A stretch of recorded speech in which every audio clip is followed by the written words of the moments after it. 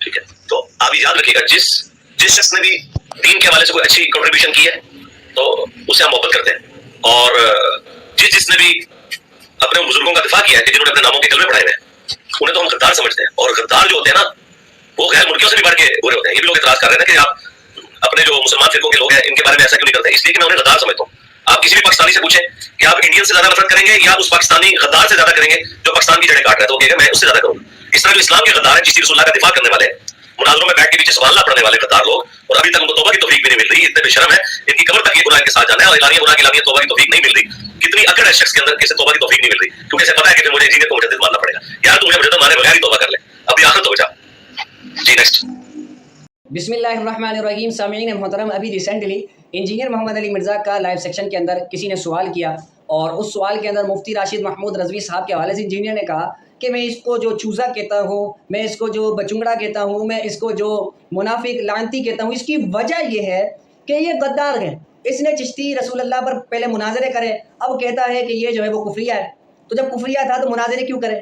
تو جو غدار ہوتا ہے اس کو ایسے ہی کہا جاتا ہے۔ چلے بھائی، مرزا صاحب نے اپنے دفاع کے طور پہ، چونکہ مرزا صاحب مفتی صاحب کے حوالے سے اس طرح کے الفاظ کہہ چکے، اب جس نے اعتراض کیا وہ تو یہ کہہ رہا تھا کہ آپ دوسرے لوگوں جو کہ غیر مسلم اس سے بڑی محبت کر رہے ہیں، اور جو اہل سنت ہی کے اندر بندہ ہے اس کو آپ چوزا کہتے ہیں، چھوٹو کہتے ہیں، نعوذ باللہ۔ یعنی اس طریقے سے آپ جو ہے وہ مفتی راشد کے حوالے سے الفاظ استعمال کرتے ہیں۔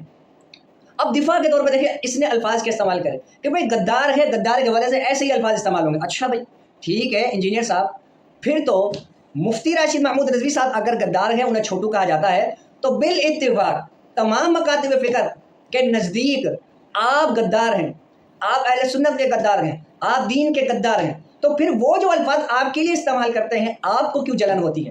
آپ کیوں چڑھتے ہیں؟ آپ کے شاگرد کیوں چڑھتے ہیں؟ وہ آپ کے شاگرد بڑے اس پر بڑے کہتے ہیں کہ دیکھیں علماء کی زبان، اور بھائی علماء کی زبان انجینئر کی زبان بھی چیک کرو، انجینئر اپنی زبان میں کیا کیا کہہ رہا ہے۔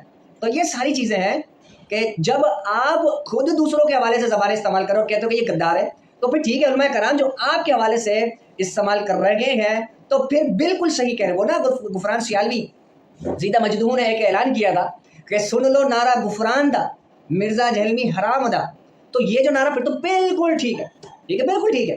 اسی طریقے سے کئی مفتیان کرام اپنا انہوں نے جہلمی مرزا، مرزائی، ثانی مرزا، اس طرح کے آپ کے لیے الفاظ استعمال کریں۔ چھوکرا، چھوکرا تو آپ کہتے ہیں کہ بھائی میں اس کو نیگیٹو نہیں سمجھتا، لیکن چھوکرا اور دیگر جو الفاظ آپ کے لیے استعمال ہو رہے ہیں تو بالاتفاق آپ کے نزدیک یہ الفاظ درست ہیں۔ علماء کرام بہت اچھی زبان اس میں استعمال کر رہے ہیں، ٹھیک ہے، یہ تو بتائیے۔ اب دیکھیں مرزا صاحب کا دوہرا معیار، مرزا صاحب نے مفتی صاحب کے حوالے سے کہا یہ دین کا غدار ہے۔ مجھے یہ بتائیں اسحاق جھیالوی جس نے ختم نبوت پر ڈاکہ ڈالا، یعنی حضرات کا سب سے بڑا چار جس کا مقابلہ کسی ملا کو نہیں، وہ ہوئی ہے کہ رسول کریم نے جو تجھے کہ آپ آخری نبی ہے، کہ آپ دی امت نبی بند ہو گئے، یہ رسول اللہ کی شان ہوئی ہے کہ گستاخی ہوئی۔ رسول اللہ ابراہیم علیہ السلام کی نسل سے نبی جمن سے، ابراہیم علیہ السلام تو بعد رسول اللہ آگے سے نبی کرتے بند، نبی پاک کی امت کے پلے کی رہ گیا۔ پھر بہت خطرناک سوال ہے، اور یہ تو جان نہیں ہر کوئی چھڑا سکتا، میں ہی صرف چھڑا سکتا جنہیں شیخ ابن عربی نے پڑھا دین سمجھا کہ کوئی بندہ نہ کہے کہ نبوت بند ہے، یہ خطرناک ہے۔ یہ کہو کہ منصب نبوت بند ہے، پوسٹنگ نہیں ہونی، ان کوئی اعلان نہیں کوئی شخص کر سکتا کہ میں نبی ہوں، لوگوں کو میں منو یا اپنے بارے کہہ جڑا نہیں منتا کافر ہے، یہ کرنی یہ ختم۔ یہ ہے منصب نبوت، مگر ڈگری مرتبہ کمال سب موجود امت بید نہیں بند، یا نبوت دائما کرنا چاہیے، اس امت کے اندر بھی نبوت جاری بالکل کمال میرے۔ مجھے اپنے دو شیخین کے اوپر فخر ہے، ایک شیخ زبیلی زئی رحمہ اللہ تعالی اور دوسرے مولانا اسحاق صاحب رحمہ اللہ تعالی۔ مرزا صاحب کہتے ہیں میرا استاد ہے، اس کے لیے آج تک اس نے کوئی ایسا لفظ استعمال نہیں کیا کہ جو غیر مہذب ہو، بے ادبی والا ہو، حالانکہ ختم نبوت پر ڈاکہ ڈالا اس نے۔ ختم نبوت کے حوالے سے جو الفاظ اس نے استعمال کیے، مرزا صاحب خود کہتے ہیں کہ یہ صحیح نہیں۔ تو جب صحیح نہیں ہے تمہارا استاد کیسے ہو گیا؟ تم اس کا ادب سے نام کیسے لیتے ہو؟ کہہ دیتے بڈھا، ٹھیک ہے، بڈھا کہتے ہیں نا اس کو، تمہارے نزدیک تو دین کا غدار ہو گیا ہو۔ اسی طریقے سے جاوید گامدی جو کہ اس نے ریسنٹلی پل صراط ہی کا انکار کر دیا، جس پر احادیث متواترہ ہیں، بہت ساری احادیث اس پر موجود ہے، پل صراط منکر حدیث ہے وہ۔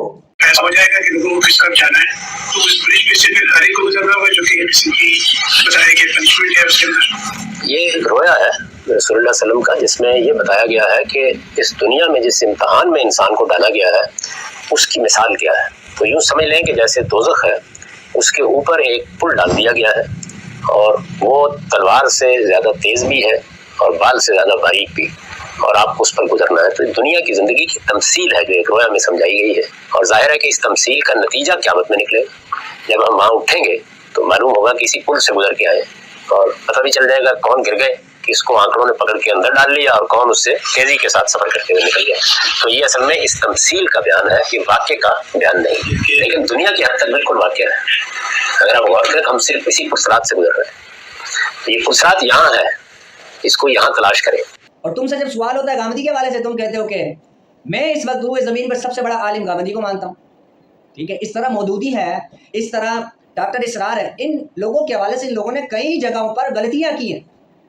تو کیا تم نے ان کے حوالے سے کوئی ایسی زبان استعمال کی؟ اگر کی ہے تو ثابت کریں. ٹھیک ہے, یہ دوہرا معیار ہے. ایک مفتی جس نے دلائل کی روشنی میں قرآن و حدیث سے تمہارے منہ پر چماٹا مارا, ٹھیک ہے, وہ مفتی پر تم چھوٹو بولو, تم اسے پتہ نہیں کیا کیا بولو, لیکن وہاں پر جو دین کے گدار ہیں انہیں تم اپنا استاد کہو, اس وقت کا بہت بڑا عالم کہو. تو یہ مرزا صاحب دوہرا معیار ہے تمہارا. ٹھیک ہے, تو یہ ایک اور جواب میں نے دے دیا ہے. ایک آخری جو ہے انشاءاللہ وہ اگلی ویڈیو میں لفظ بھگوان کے حوالے سے جو تھا انشاءاللہ وہ اگلی ویڈیو میں جواب دوں گا. اور یہ جو منافق قسم کا ایک منافقانہ اپروچ رکھنے والا جو مولانا ہے, یعنی جس کے قول اور فعل میں تضاد ہے, جو بخاری مسلم میں حدیث ہے منافق کی 4 نشانیاں ہیں. بات کرے گا جھوٹ بولے گا, اور جب امانت رکھی جائے گی خیانت کرے گا, عہد کرے گا تو توڑ دے گا, اور جب معاملہ ہوگا تو گالی گلوچ پہ اتر آئے گا. اس کا حال یہ ہے کہ کئی سال پہلے یہ اس مناظرے میں بیٹھا ہوا ہے جس مناظرے میں ان لوگوں نے چشتی رسول اللہ کا دفاع کیا ہے شتی ہاتھ کہہ کے, اور آج یہ کہہ رہا ہے کہ جی ہم تو چشتی رسول اللہ والے کلمے کو غلط مانتے ہیں. تو اس کی 2 نمبری پکڑی گئی ہے. ٹائم قیامت تک ہے جواب دینا اس بات کا کہ اس وقت دفاع کیا تھا. اب تم پہ کون سا حق ایسا کھلا ہے کہ جس کی وجہ سے چشتی رسول اللہ سے انکار کر رہا ہے, وہ بھی ایک چھوٹا چوزا.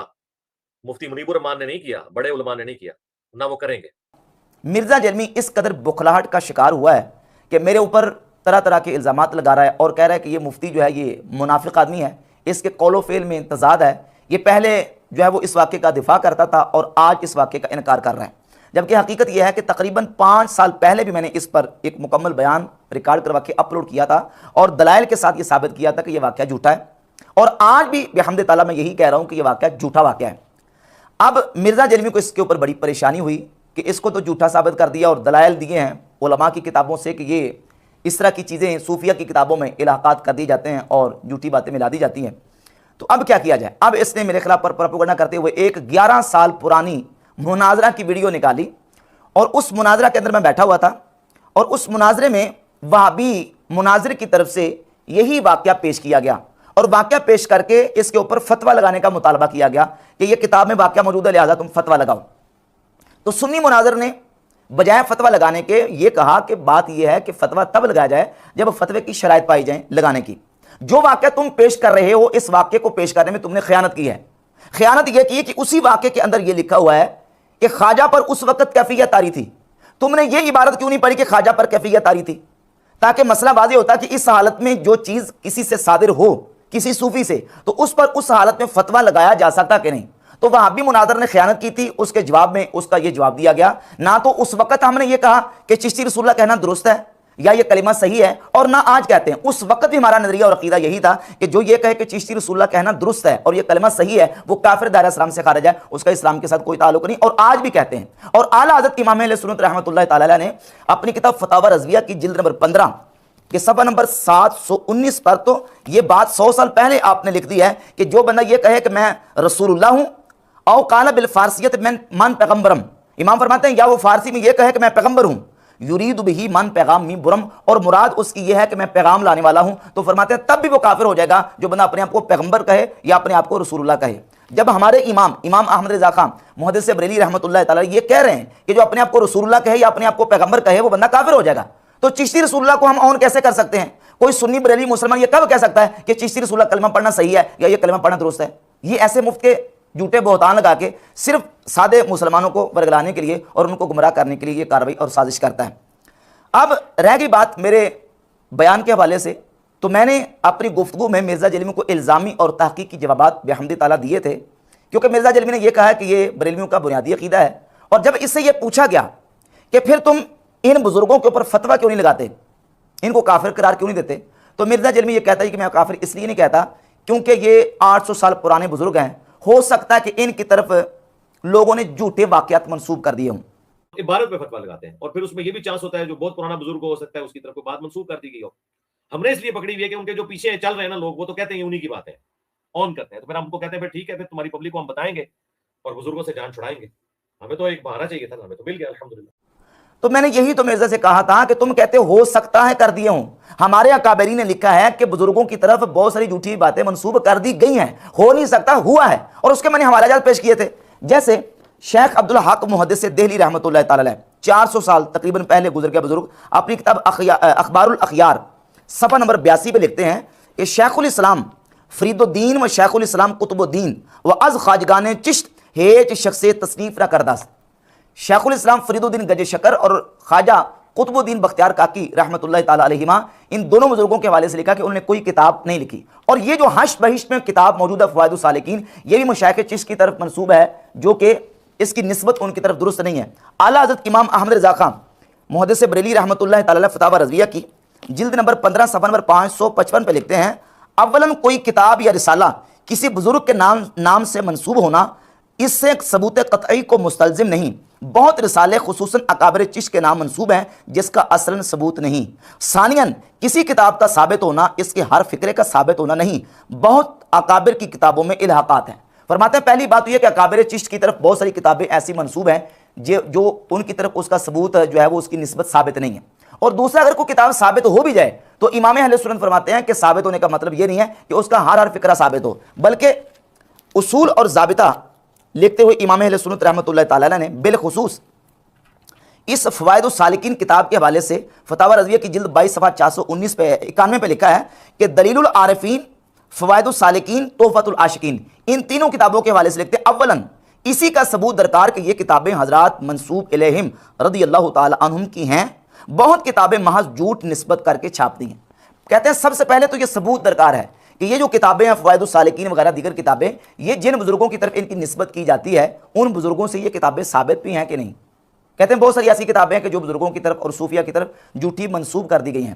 اب جب کسی بزرگ کی طرف بات منسوب کی جائے اور وہ بات ہو خلاف شرع، تو یہ ضابطہ اور اصول امام اہل سنت رحمۃ اللہ علیہ نے فتاوی رضویہ کی جلد نمبر 22 ہی کے صفحہ نمبر 515، 16 اور 17 پہ یہ لکھا ہے کہ سب سے پہلے امام فرماتے ہیں کہ اکابر اولیاء اعظام رضی اللہ تعالی عنہم کے ارشادات کثیرہ سے ثابت کیا ہے کہ شریعت مطہرہ سب پر حجت ہے اور شریعت مطہرہ پر کوئی چیز حجت نہیں. حضرات اولیاء جن کی ولایت ثابت و محقق ہے، ان سے جو قول یا فعل یا حال ایسا منقول ہو کہ بظاہر خلاف شرع مطہر ہو، اولاً اگر وہ سند صحیح و واجب الاعتماد سے ثابت نہیں، ناقل پر مردود ہے اور دامن اولیاء اس سے پاک. پہلی بات تو یہ کہ فرماتے ہیں کہ جب کوئی بات شریعت کے خلاف کسی ولی اللہ کی طرف نسبت کی جائے، سب سے پہلے ہم اس کی نسبت کو دیکھیں گے. نسبت صحیح ہے، اس کی سند صحیح ہے. اگر اس کی سند صحیح نہیں ہے تو ناقل پر رد کر دیں گے اور دامن اولیاء اس سے پاک سمجھیں گے. اب یہ جو واقعہ چشتی رسول اللہ والا، سب سے پہلے ہمیں اس کی سند دیکھیں گے. مرزا کہتا جی کہ بریلوی اس کو آن کرتے ہیں. کب اس کو آن کرتے ہیں؟ ہم تو اس کی تردید کر رہے ہیں. اعلیٰ حضرت رحمۃ اللہ وہ فرما رہے ہیں کہ یہ کتابیں ان کی طرف منسوب ہیں، ان کی نسبت ہی ان کی طرف درست صحیح ثابت نہیں ہے. تو فرماتے ہیں سب سے پہلے ہم یہ دیکھیں گے کہ ان کی نسبت درست ہے کہ نہیں. اگر نسبت ہی درست نہیں ہے تو اس کو رد کر دیں گے، اور اگر نسبت درست اگر ثابت ہو بھی جائے تو تب ہم دیکھیں گے کہ وہ عبارت قابل تعویل ہے کہ قابل تعویل نہیں. اگر قابل تعویل ہے تو بالخصوص ان اکابر اولیاء اللہ کی عبارات جن کی ولایت ثابت و محقق ہے، پوری امت جن کو ولی اللہ مان رہی ہے، تو ان کی عبارت کی تعویل کریں گے.